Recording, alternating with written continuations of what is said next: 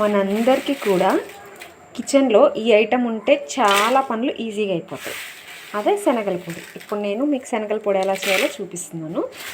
First బాండి పెట్టుకొని చాలా కొంచెంగా ఆయిల్ వేసుకుని అందులో ఎండుమిరపకాయలు ఇలా చిన్న చిన్న పీసెస్గా కట్ చేసుకున్నవి ఇందులో వేసుకోవాలి. విత్తనాలు లేకుండా ఇలా అంటే ముందు విత్తనాలన్నీ కింద పడిపోతాయి. సో వీటిని వేసుకుని బాగా ఫ్రై చేసుకోవాలి. మిరపకాయల నుంచి వేరు చేసిన సీడ్స్ మిరపకాయల తోట వేసేస్తే ఇవి ఎక్కువ వేగిపోయి మాడవలసిన వచ్చేస్తాయి. మిరపకాయలు లేట్గా వేగుతాయి. సో ఇవి విడిగా తీసి పెట్టుకోవాలి. ఇందులో కొంచెం ధనియాలు, మెంతులు, ఇంకా కొంచెం ఆవాలు వేసుకొని మిరపకాయలు ఒక హాఫ్ భాగం వేగాక అవి కూడా ఇందులో వేసేసుకోవాలి.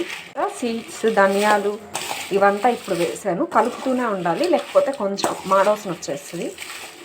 మిరపకాయలు మాడిపోతే పొడి టేస్ట్ అస్సలు బాగోదు. సో మిరపకాయలే ఇక్కడ పర్ఫెక్ట్గా వేగాలి. ఆవాలు కొంచెం చిటపటలాడించి ధనియాలు కొంచెం వేగాక మనం ఫ్లేమ్ ఆఫ్ చేసుకోవచ్చు. చూసారు కదా, మిరపకాయలు ఫైన్గా బాగా వేగాయి. వేగిన వెంటనే ఫ్లేమ్ ఆఫ్ చేసేసి బాండిని పక్కన పెట్టేయాలి, లేకపోతే దీని మీదే ఉంచితే మాడిపోతాయి అడుగున.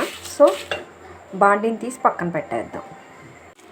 ఎండుమిర్చి చల్లారాక అందులోనే కొంచెం తెల్లగడ్డ, ఉప్పు రెండు కలుపుకుని తినే శనగపప్పు కొంచెం, ఎండు కొబ్బరి కొంచెం ఇవన్నీ కలిపి మిక్సీ పట్టేయాలి. మిక్సీ పట్టేసుకున్న పొడిని బాక్స్లో తీసి పెట్టుకుంటే ఆల్మోస్ట్ 10 days దాకా మనం అన్ని కూరల్లోకి, ఫ్రైస్లోకి ఉపయోగించుకోవచ్చు.